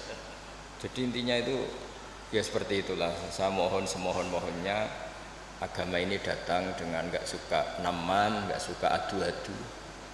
Jadi yang tukang adu-adu ya harus tobat, itu ancamannya berat. termasuk adu-adu itu yang menyampaikan kalam ini, omongan ini untuk benturkan ini, sudahlah. Kamu bayangkan ketemu Allah itu berani tanggung jawab apa enggak? Kita semua maksudnya. Sehingga jangan pula yang suka Islam rahmatan alamin terus nggak ngomong babji aja, jangan juga. Dulu kita tidak bisa bayangkan ketika ada Belanda, ada Jepang, andekan orang Islam nggak disangoni kewajiban apa? Ya, tapi semua itu ya ada muktadul halnya, ada konteksnya, terus ada ya ini normal saja. Jadi sebetulnya nggak perlu dijawab karena ini urusan notaris, tapi ini hukum normal buat tidak ada. Jadi kalau yang menentang saya tentang semua kitab yang ada di fikih itu memang ya jawabannya seperti itu. Yang jelas itu ya sudah ya, kita ingin rohama bainahum, ingin saling mencintai, saling melengkapi, saling menghormati, dan semua kita doakan apa humahdina fiman terus sampai apa dan seterusnya. Dan selalu guru-guru kita, Mbah Mun, bapak saya itu kalau setiap ketemu orang, ketemu kelompok tertentu itu mesti doanya Allahumma alif baina qulubina wa aslih dzata bainina, supaya kita itu baik-baik saja. Karena menyatukan hati itu ya tidak gampang. Rasulullah yang kekasihnya saja dingendikani pangeran, aku sendiri Muhammad yang menyatukan hati antara Aus dan Khazraj. Lau anfaqta ma fil ardi jami'an ma allafta baina qulubihim walakinnallaha allafa bainahum. Jadi kalau ingin Indonesia damai, semua wali maupun tidak wali, apalagi yang jabat ini harus berdoa. Yang bisa mendamaikan itu hanya kersane Allah. Kita tidak bisa. Bupati, wakil bupati, roto-roto ya seangkatan, bariku ya taruh. Itu sudah sunnatullah.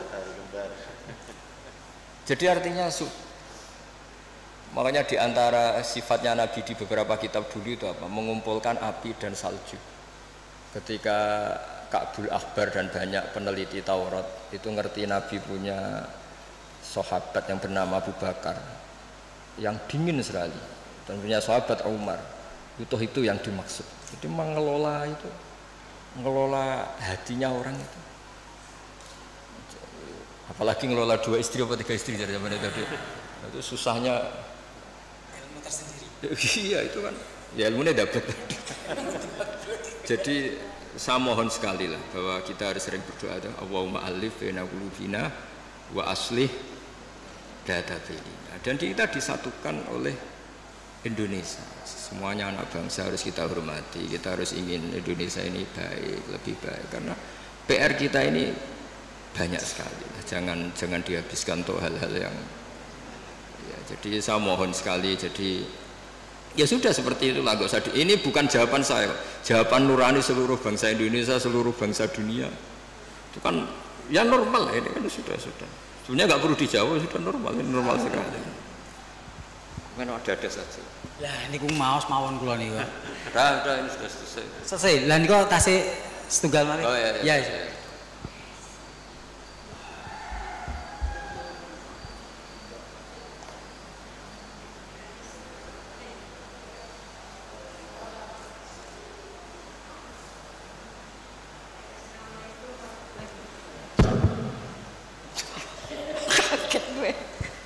Baik, terima kasih. Assalamualaikum warahmatullahi wabarakatuh. Sebelumnya kenalkan, terlebih dahulu saya Esti Apung. Kebetulan juga saya sebagai koordinator tablik, bidang tablik di NMI, Notaris Muslim Indonesia. Dan memang sengaja kami kesini Ustadz, karena ingin langsung berjumpa dan bertanya. Harusnya di Sukabumi, tapi kami sengaja dari Jakarta ke sini. Dari habis sholat subuh langsung ke sini. Oh, keren. Ya. Kalau ini dekat kok. Jadi sampai sekarang belum makan Ustaz. Lapar. Jadi saya mau tanya tadi bahwa orang yang pertama mencatat adalah Nabi Idris. Ya, yang memanfaatkan. Yang memanfaatkan. Kemudian juga pada saat tadi Gus bilang zaman Nabi pun setiap perkataan Nabi, setiap apapun dicatat. Mungkin ada sekretarisnya Ustaz ya. Dan kami sering menanyakan juga kepada ustaz-ustaz yang lain bahwa untuk notaris ini juga diatur di Al-Quran di surat Al-Baqarah ayat 282 kalau nggak salah. 282 Ustaz. Nah, itu bagaimana kaitannya dengan peristiwa-peristiwa yang telah Allah berikan kepada Rasul-Rasul, dan sehingga pada saat terakhir, kitab terakhir disebutkan bahwa setiap ada perjanjian atau apapun yang dilakukan oleh manusia itu harus dicatat dan disaksikan oleh 2 orang saksi. 2 orang saksi itu kalau perempuan maka sama dengan satu laki-laki sama dengan 2 orang perempuan. Jadi kalau misalnya saksi berarti 3, kalau 2 perempuan berarti plus 1 laki-laki. Sementara kalau di dalam kehidupan kita sekarang, karena berdasarkan undang-undang nasional, saksi itu mau laki mau perempuan sama, Gus. Nah, bagaimana menurut pandangan Gus di sini? Terima kasih. Assalamualaikum warahmatullahi wabarakatuh. Assalamualaikum warahmatullahi wabarakatuh. Namanya siapa ya? Balen itu tadi MC ora jelas. Jadi tadi pertanyaannya Gus, intinya tentang masalah persaksian dalam suatu akad. Di situ kan mungkin idza tadayantum, terus di situ bisa hadatain, nah dua orang saksi. Nah, undang-undang jabatan notaris itu mengatur bahwasanya ketika ada suatu transaksi itu cukup dengan 2 saksi, mau itu perempuan-perempuan maupun laki-laki 2. Nah, sementara tadi yang beliau ketahui di ngaji di pengajian, kalau seandainya saksi perempuan harus 2, kalau seandainya mewakili laki. Begini ya santai mawon ya. Niki biasa nderek Mbah Mun, kemarin sudah ke saya provokasi. Santai mawon gini ya, ini termasuk di antara kesalahan kita kadang bandingkan hukum fikih Islam dengan tatanan modern. Sebetulnya masalahnya anda harus ekstrim itu gitu. Karena sesuatu yang nggak perlu dibenturkan ya nggak usah dibenturkan, ya biasa aja. Hanya biasa aja begini. Sebetulnya ayat itu kan ada terusannya, farojulu wa mro'atani mimman tardona minasyuhada. Ukurannya apa? Misalnya antadilla ihdahuma fatudzakkira ihdahumal ukhra. Jadi Abu Hanifah itu sangat longgar dalam bab usul fikih. Jadi yang diceritakan Quran itu tentu kondisi ideal versi yang paling baik, versi yang paling dapat ridha Allah. Tapi selalu saja, saya ulang lagi, selalu saja ada ruang di mana orang-orang ahli fikih bikin kaidah ma la yudraku kulluh la yudraku kulluh. Jangan kalau tidak bisa ideal terus sama sekali. Jadi kalau tidak bisa a'lal kamalat, jangan sampai tidak di adnal kamalat. Misalnya begini, kalau nuruti ideal, saksi itu harus adil. Adil itu orangnya nggak pernah dosa besar, nggak sering dosa kecil. Mana ada orang sekarang seperti itu? Terus saksi itu orangnya harus begini-begini. Nak nuruti istri juga gitu, kalau nuruti kriteria itu harus gitu. Nggak ketemu. Li jamali harus cantik, wa mali harus punya uang, harus punya nasab, punya agama. Pasti yang seperti itu tidak mau sama kamu kan gitu. Jadi, nah lalu inti daripada kesaksian itu qat'un niza. Ada kepastian kalau sengketa ini menang ini, karena ini ada saksinya, yang lain tidak ada saksinya. Atau yang satu saksinya kuat, yang satu tidak kuat. Itu saja sebetulnya kebutuhan dalam konflik itu qat'un niza. Soal surahnya persis apa enggak, ya kita yakin yang digambarkan Quran itu kelas A, adnal a'lal kamal. Yang kita lakukan itu adnal kamal, karena mau tidak mau, saya ulang lagi, mau tidak mau. Dulu itu malah kalau nuruti persis, kalau sengketa itu disidangkan harus habis asar. Dulu orang masih normal, kalau habis asar itu kan mau surup, itu mau matahari tenggelam. Itu zaman orang era soleh, itu mau surup itu kayak apa kiamat. Terus perasaannya orang sampai cacilik kan mlebu omah, sapi pitik kan mlebu omah. Saiki ora ya, surup-surup malah nggo mlaku-mlaku tinggo ngabuburit. Nah, dulu enggak, bayangkan dulu itu enggak ada listrik.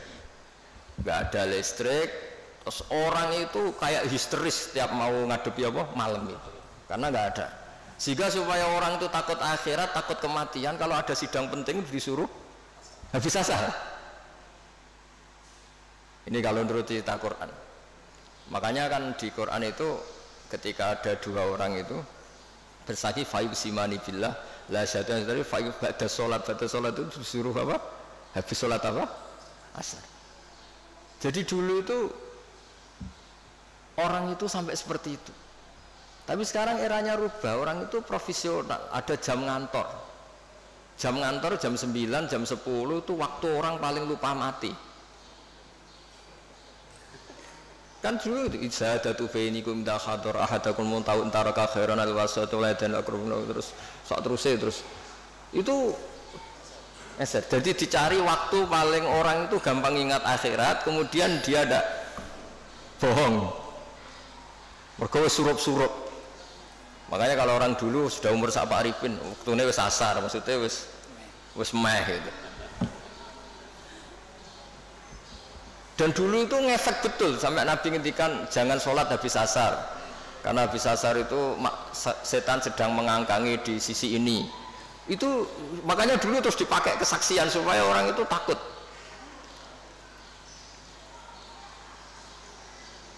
Nah, makanya saya cerita nggak perlu benturkan hukum fikih Islam dengan hukum negara, tapi kita juga jangan mengatakan terus sudah saatnya meninggalkan fikih Islam malah keliru lagi. Kita katakan tadi al-maisur la yasqutu bil ma'sur, yang bisa dilakukan ya dilakukan, yaitu tadi inti daripada kesaksian itu kan ada qat'un niza tadi. Kalau ada percekcokan ya kita tentu mihak yang punya saksi daripada yang tidak punya saksi, yang saksinya adil daripada yang saksinya fasik, yang saksinya banyak daripada yang saksinya sedikit. Ya sudah, itu yang apa ya, maksimal yang bisa kita ketahui. Bisa saja indallah sebetulnya salah, kebetulan ini saksinya adil, ternyata adil pesanan, sudah didesain sedemikian, diset sedemikian rupa, dikondisikan terus. Ya kita tidak pernah tahu. Makanya Saudara Rasul ketika kamu berdebat di depan saya, jangan-jangan di antara kalian cara berargumentasi lebih meyakinkan, kemudian saya menangkan. Sebenarnya ketika saya menangkan dan kamu salah, sebetulnya kamu tak kasih neraka gitu. Dan Nabi ngendikannya dengan penuh, ya Nabi punya karisma sehingga dulu itu wong ape bodoh niku ora sido saking wibawanya Nabi. Nah, sekarang nyari kodi yang wibawa kayak Nabi kan tidak mungkin. Malah kodine wedi pesakitan mergo orderan misalnya kan ribet. Tapi jangan pula katakan gak usah ada kodi ada adil, malah gak karu-karuan dunia ini. Ya tadi kaidahnya Mbah Mun, semua ulama itu la yudraku kulluh la yudraku kulluh. Saya sering disewani santri atau masyarakat, Gus kula badhe pegatan, bojoku cerewet judes ngene-ngene. Terus ketika tak bedheki gini rata-rata sudah pegatan. Enak endi keceluk di bojo ambek keceluk duduk. Isin ndi kira-kira? Isin duduk wis gitu. Wong lanang ngrati bojo kuwi ribet. Yo wis ora usah pegat. Paling gak ngamanno kowe status keceluk wong lanang di bojo gagah. Senajan nek ning omah diamuki ya ora usah mulai pada kono turu mulai. Jadi tadi apa malayudroku kulluh la yudroku kulluh. Jadi kesaksian itu kan gunanya itu tadi, kalau ada sengketa hakim ini gampang mihak mana kan. Ya sudah, kalau notaris itu nganggep perempuan ini cukup dalam kesaksian, ya sudah itu katakan hukum notaris. Tapi apa itu menghilangkan hukum Islam apa? Nggak usah gitu, itu nanti memicu. Senengannya kok memicu gitu. Ya kira-kira gitu ya. Masih ada waktu, Gus? Satu Kapan lagi. aja cerita. Ya cerita enggak. Ya enggak apa-apa ya diterus. Oh itu masih ada itu. Silakan. Karena yang hadir itu spesial ya, jauh-jauh. Oh ya.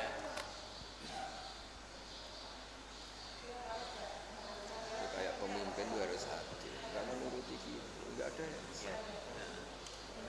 yang nggak pakai uang, nggak jadi buka-buka.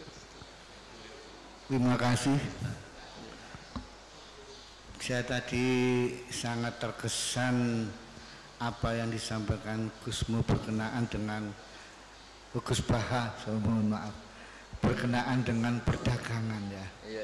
Artinya orang kota ini tidak boleh berusaha dengan orang desa kan gitu ya, dengan catatan ada kekhawatiran orang kota yang punya ilmu dan sebagainya ini merugikan orang-orang desa ya. Terus terang aja kami juga dari kuliah-kuliah dulu tentang perdagangan menurut syariat ini kami baru tahu ini Ustaz. Luar biasa menurut kami ya. Dengan apa yang saya sampaikan tadi ini ya.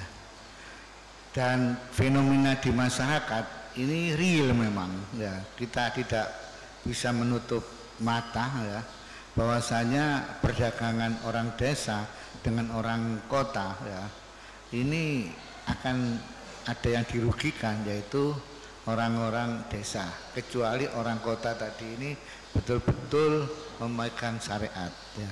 Yang ingin kami tanyakan Ustadz ya, bagaimana kita ini bisa berdagang ini menurut syariat kan ya, karena menurut syariat ini karena hari-hari ini kita berdagang ya, termasuk tidak boleh dusta terus mungkin di dalam perdagangan itu kalau ada orang kecewa atau tidak jadi beli itu dikembalikan dengan ikhlas, langsung malaikat berdoa, ya Allah hindarkan orang ini dari kebangkrutan orang yang jual tadi ini. Sehingga kami mohon petunjuk bagaimana kiat-kiat kita seorang muslim ini bisa aman di dalam syariat untuk melakukan perdagangan. Matur nuwun Ustaz. Pakai itu aja Pak. Iya. Asmane siapa? Asmane Mas Abdul Razak. Gini Mas Abdul Razak ya, Bapak Abdul Razak. Jadi seperti yang saya ceritakan tadi, sebenarnya Nabi itu kan sangat mencintai semuanya, dan agama ini ad-dinu an-nasihah. Awal orang desa ngerti kota ya barokahnya orang-orang kota itu. Tapi ya diharapkan oleh Nabi perjumpaannya itu bukan perjumpaan kepengen ngakali, tapi memang ingin menambah atau transfer ilmu lah gitu. Kalau niatnya gitu bagus, karena ad-dinu an-nasihah, agama ini nasihah, maksudnya nasihat itu berkomitmen baik kepada orang desa atau pada orang apa lain. Coba sekarang kok tidak timpang gimana ya? Di kampung itu ada hukum sosial yang bagus, misalnya buruh itu ya buruh, mengumpulkan uang dari kota maupun dari buruh ke orang lain supaya kuat beli tanah tetangganya yang harganya paling 20 juta, 15 juta, dan menaikkan kasta hidupnya. Tahu-tahu orang-orang kota mentang-mentang punya uang 1 miliar, 2 miliar, tanah di kampung itu sudah diborong, padahal miliknya orang Gunung Kidul diborong orang, nggak diapa-apain. Nah ini buruh-buruh kampung situ yang ingin beli hanya corong Jawa nempel, hanya ngambil kaplingan saja tidak mampu, karena setelah dimiliki orang kota nggak akan terjual lagi selain harganya apa? Nah, jadi itu dulu kalau zaman Sayyidina Umar ada orang beli tanah luas kok nggak digunakan, itu disita oleh negara, harus dipaksa digunakan atau dipinjamkan atau apalah, yang penting tetap apa? Manfaat. Jadi kalau sampean tanya gimana supaya perdagangan itu jalan, ya tadi yang terpelajar ini kalau ngajak wong desa ya niati ya tadi ya, transfer ilmu, transfer peradaban, bukan malah ngakali tadi. Sampean cari di hadis Sahih Muslim itu ada itu bab itu jelas ada nah Rasulullah antalak birruban. Ada teks bagian bentuknya ngendikan la yabi hadirun libadin. Layabi, jangan sampai orang yang terpelajar ini transaksi sama orang apa bedui. Tapi dalam konteks yang niatnya ada baik. Tapi kalau niatnya baik, di mana-mana kalau yang dilarang ya tentu yang tidak baik. Tapi kalau niatnya transfer ilmu kayak tadi, wisata ke orang pedalaman, tapi niatnya awal dari pembelajaran ya benar. Nah, niatnya gue tontonan tok. Malah ketika mereka terpelajar, wah di sini kena api, ono manusia pohon sekarang sudah ada indah. Itu kan kurang aja betul, sama-sama anak bangsa sing sitok penonton, yang satu jadi objek, itu kan ngawur betul itu. Ya kira-kira seperti itu. Yang penting tadi ad-dinu an-nasihah, agama ini adalah apa? Nasihat. Nasihat itu berkomitmen kalau hubungan dengan orang lain niatnya supaya orang lain itu lebih apa? Baik, tidak menjadi korban. Ya sekira demikian Mas Rusak. Saya satu Pak tambahan. Oh iya. Iya, enggak apa-apa. Terima kasih waktu yang disampaikan kepada saya. Saya melihat judul ini, Ustadz, dengan iman dan amal soleh menuju Indonesia. Sebenarnya judul ini mantap, ya. Bobotnya iman dan amal soleh. Sehingga kalau kita lihat di dalam ajaran agama kita, ya, judul iman dan soleh itu dikategorikan oleh Allah sebagai sebaik-baik makhluk, ya. Dan mereka dalam hidup dan kehidupannya nanti tidak akan rugi, ya. Lantas gimana, Pak? Sekarang banyak kaitannya dengan kita selaku notaris ini dan dikaitkan dengan masyarakat luas. Kondisi Indonesia banyak yang mengatakan sudah dasarnya iman dan soleh. Semuanya umat Islam melaksanakan dan melakukan berjuang untuk iman dan soleh. Tapi dalam kehidupan sehari-hari masih demikian kondisinya. Ya, ini gimana ya, Pak? Penjelasan dan supaya ini tepat sasaran ini. Begini ya, jadi perasaan saya juga perasaan semua orang seluruh dunia mungkin. Jika orang itu digerakkan oleh roja itu harapan kepada Allah, maka kita ini akan baik-baik saja. Dulu kita ditunggui Rasulullah SAW, itu tentu kita dalam kondisi terbaik. Sebagaimana hadis khairul qurun qarni, sebaik-baiknya generasi tentu yang saya tunggui, kata Nabi. Dan kemudian ada merosot, dan ini normal. Masa ditunggoni Nabi, padha ditunggoni Pak Imam, kan ora mungkin gitu. Masa ditunggoni Wali Songo, padha karo tunggoni Pak Arifin, kan ora mungkin. Makanya kandekan ini merosot ya saya seneng saja. Masa ditunggoni Nabi, be ora padha wae kan. Tapi kita harus berpikir optimis begini. Nabi itu memang figur yang luar biasa. Kadang-kadang ngendikan ma min yaumin illa ba'dahu syarrun minhu. Tidak ada hari kecuali trennya lebih buruk. Tapi jangan kira Nabi hanya ngendikan begitu. Nabi juga sering muji kita. Tuba liman amanabi walam yaroni. Cek bejane orang yang sebetulnya tidak menyaksikan saya langsung, tapi berusaha meniru saya. Ini kan luar biasa. Kita nggak dididik Nabi, nggak dididik sahabat, nggak dididik Wali Songo, mau dididik Ustad. Kadang dididik Modin, wis gelem sholat, yo madhep ngulon, yo patang rakaat nak duhur, itu sudah luar biasa. Jadi bahkan sebagian riwayat itu Nabi ngendikan sab amarat ketika ngendikan tuba liman amanabi walam yaroni. Hebat betul orang yang iman kepada saya, sebetulnya dia tidak melihat saya. Bahkan Nabi pernah cerita, ini supaya sampean optimis. Asmane siapa? Pak siapa? Mukhtar ya? Ya Pak Mukhtar.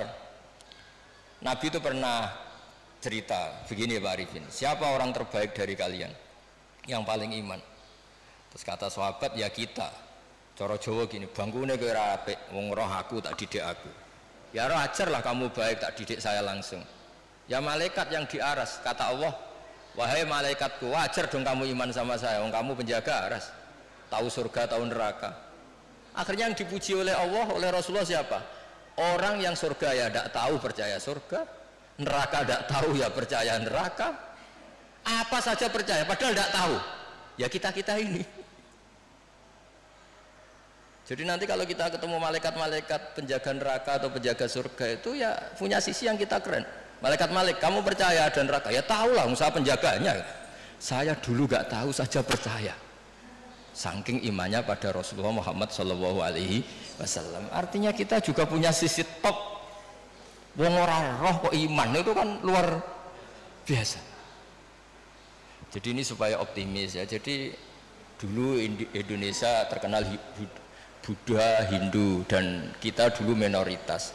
Lama-lama sekarang mayoritas, bukan sekedar mayoritas, bahkan memimpin. Rata-rata presiden, pejabat ya muslim. Ya trennya tetap naik. Kecil saya itu orang yang jilbaban hanya keluarga kiai. Sekarang satu kampung hampir jilbaban semua. Ya kita berpikir optimis lah, jangan yang pesimis. Jadi kalau trennya ya enggak coba. Dulu rata-rata pejabat kayaknya rapati sholat. Sekarang arah sholat itu ora keren ya. Ya saya kira demikian. Mari kita tutup dengan bacaan Al-Fatihah.